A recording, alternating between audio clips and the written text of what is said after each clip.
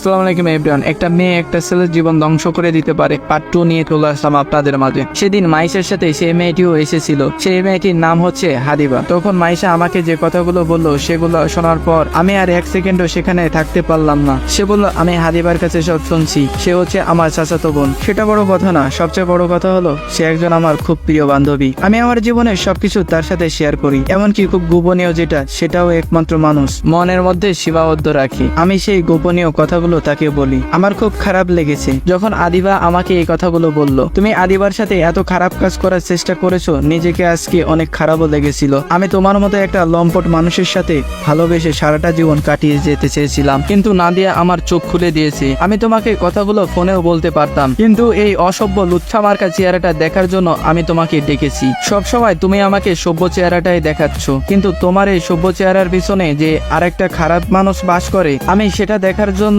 তোমাকে ডেকেছি। আমি দেখতে চেয়েছিলাম তোমার ভিতরে যে খারাপ মানুষটাকে কতটা জঘন্য লাগে, সেটা আমি আজকে দেখলাম। তুমি আমার সাথে কখনো যোগাযোগ করার চেষ্টা করো না, আমি তোমাকে ভুলে গেছি, পারলে তুমিও আমাকে ভুলে যেও। নাদিয়া যখন আমাকে এই কথাগুলো বলল তখন বুঝতে পারলাম আমার শেষ ভরসার মানুষটাও আমাকে বিশ্বাস করতে পারেনি। সেও আমাকে অবিশ্বাস করে দূরে ঠেলে দিছে। আমার কিছু বলতে ইচ্ছা করছিল না, কারণ মানুষকে কখনো জোর করে নিজের কাছে ধরে রাখা যায় না, রাখলে সেটা বেশি দিন স্থায়ী হয় না। আমি ভুল করে এতদিন মরিচিকার পিছনে ছুটে এসেছি, যে শুধু সুযোগের অপেক্ষায় ছিল। আজ সুযোগ পেয়েছে, সেটাও কাজে লাগিয়েছে। এখানে আমাকেই দোষী মনে হচ্ছে, কারণ একজন খারাপ মানুষের সাথে কেউ জেনে শুনে তার সাথে সারা জীবন পার করবে না। বেশি কিছু বলবো না, ভালো থেকো, আর তোমার চাচাতো বোনকেও ভালো থাকতে বলো। তবে আমি মনে প্রাণে বিশ্বাস করতাম পৃথিবীর সবাই আমাকে খারাপ ভাবলেও তুমি অন্তত আমাকে খারাপ ভাববে না। পৃথিবীর সবাই আমাকে অবিশ্বাস করলেও তুমি অন্তত আমাকে অবিশ্বাস করবে না। কিন্তু যখন সেই তুমিই বলছো আমি খারাপ, আচ্ছা ঠিক আছে, আমি আসলে অনেক খারাপ। কেন জানি নিজেকে আজকে অনেক অবিশুদ্ধ মনে হচ্ছে।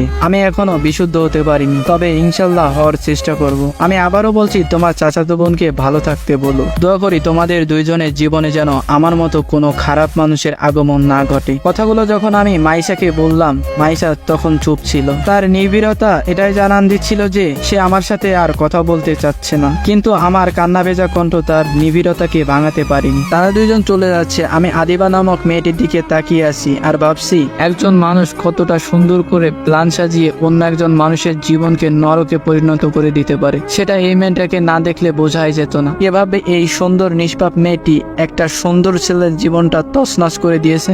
শুধু মেয়েটার সম্পর্কে ছেলেটার ভিতরে একটা খারাপ ধারণা জন্ম নিয়েছিল বলে মেয়েটা ভয় পেয়েছিল। যদি ছেলেটা সবার সামনে তার সম্পর্কে এসব কথা বলে বেড়ায়, তাহলে সে কারোর সামনে মুখ দেখাতে পারবে না। সেই জন্যই হয়তো ছেলেটাকে সবার সামনে এমনভাবে উপস্থাপন করলো যাতে পৃথিবীর কেউই ওই ছেলেটার কথা আর বিশ্বাস না করে। মেয়েটা এখন নিশ্চিত হয়ে গেছে, কারণ ছেলেটাকে এমনভাবে সবার সামনে উপস্থাপন করেছে, এখন যদি ছেলেটা মাইক নিয়েও সবার সামনে বলে বেড়ায়, কেউই বিশ্বাস করবে না, সবাই পাগল ভাববে ছেলেটাকে। এই দুনিয়াতে আমি ছাড়া আমার আপন বলতে আর কেউ নাই। ঢাকা শহরে এত এত মানুষ থাকলেও আমার জন্য কেউ নাই, তাই আমি আর ঢাকা শহরে থাকার আর কোনো প্রয়োজন মনে করলাম না। আর থেকেই বা কি করব, কোথায় থাকবো, এসব ভাবতে ভাবতে চোখে জল চলে এলো। জীবনে কখনো ভাবিনি এতটা অসহায়ত্বের শিকার হতে হবে আমাকে। এটাই হয়তো আমার ভাগ্যে ছিল। আমার যাওয়ার কোনো জায়গা খুঁজে না পেয়ে আমি শেষমেশ আমার নানা বাড়িতে যাই। যদিও আমার মামারা আমাদের সাথে 10 বছর আগে সমস্ত সম্পর্ক শেষ করে দিয়েছে। মা মারা যাওয়ার পর মামাদের সাথে কখনো কথা হয়নি, তারাও কখনো খোঁজ নেয়নি। তারা হয়তো বলে গেছে তাদেরও যে একটা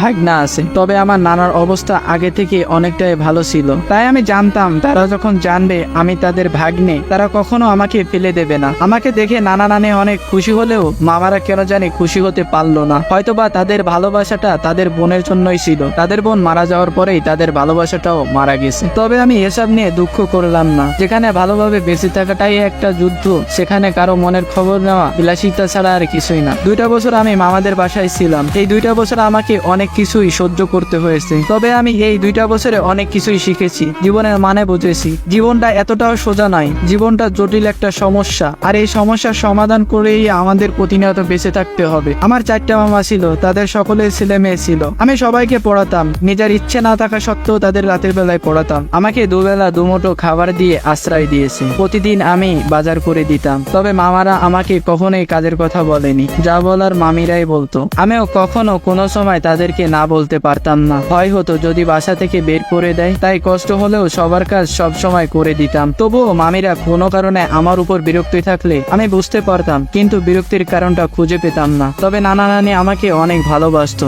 তাদের ভালোবাসার কারণেই এত দুঃখের মাঝেও আমি সুখ খুঁজে পেতাম। আমাদের বাসা থেকে আমি এসএসসি পাস করি। এসএসসিতে অনেক ভালো রেজাল্টও করি। তবে আমার রেজাল্ট খুশি হওয়ার মতো কোনো মানুষ ছিল না। আমি নিজেই নিজের প্রতি সেদিন অনেক খুশি ছিলাম। তারপর অনেক জায়গায় পরীক্ষা দিই। ভাগ্যক্রমে ঢাকা একটা পাবলিক ইউনিভার্সিটিতে চান্স পাই। আমাদের বাসা থেকে আমি আবারও বের হয়ে পুরাতন শহর ঢাকায় ফিরে আসি। 2 বছর আগে আমি এই শহরটাকে বিদায় জানিয়ে চলে গেছিলাম। আবারও 2 বছর পর এই ঢাকাতেই ফিরে এসেছি। আমার আর্থিক অবস্থার কথা কয়েকটা বড় ভাইকে বলেছিলাম। সেই সূত্রে এক বড় ভাই আমাকে একটা টিউশনি জোগাড় করে দেয়, যেটা দিয়ে আপাতত আমার কষ্ট হলেও মাস চলে যাবে। পরে না হয় কিছু একটা করা যাবে, সেই ভেবে আমি ঢাকায় চলে আসি। আসার আগে নানা আমাকে কিছু টাকা দিয়েছিল, যেগুলো ভার্সিটিতে ভর্তি হওয়ার সময় অনেক কাজে লাগে। আর কিছু টাকা ভবিষ্যতের চিন্তা করে আমার কাছে যত্ন করে রেখে দিই। আজ আমার টিউশনের প্রথম দিন, তাই একটু পরিপাটি হয়ে যাচ্ছি। কারণ বড় ভাই বলেছে তারা নাকি একটু বড় লোক, তাই এত টাকা দিয়ে একজন টিউশনি টিচার রাখছে। বড় ভাই আমাকে ছাত্রর বাসায় নিয়ে গেল। তখন দরজায় কলিং বেল বাজতে একটি সুন্দরী মেয়ে দরজা খুলে দিল।